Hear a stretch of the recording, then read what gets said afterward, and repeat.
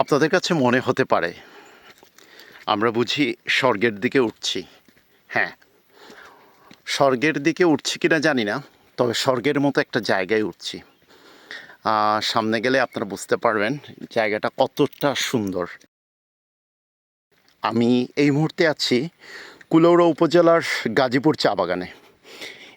এই টিলাটা মূলত ২৪ নম্বর নামে জানে। এখানে আসলে একটা লেকও পাওয়া যাবে, ২৪ নম্বর লেক নামে পরিচিত এই জায়গাটা। এবং দেখেন এই জায়গাটা আসলে স্বর্গের মতো কি না আপনারাই বলেন। অনেকটা উঁচু একটা টিলায় উঠেছি আমরা, চারদিকে শুনশান নীরবতা এবং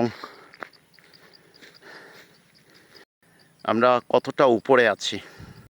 এবং আমরা একটু দেখাবো, সামনে একটা লেক আছে, এই দিক থেকেও লেকটা দেখা যায়, তবে লেকটা একটু পরে দেখাচ্ছি আমি।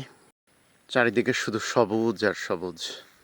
সত্যি কথা বলতে কি, সিলেট বিভাগের মধ্যে মৌলভীবাজার জেলা পর্যটনের অপার সম্ভাবনা আছে। শুধুমাত্র কর্তৃপক্ষের সদিচ্ছাটাই যথেষ্ট।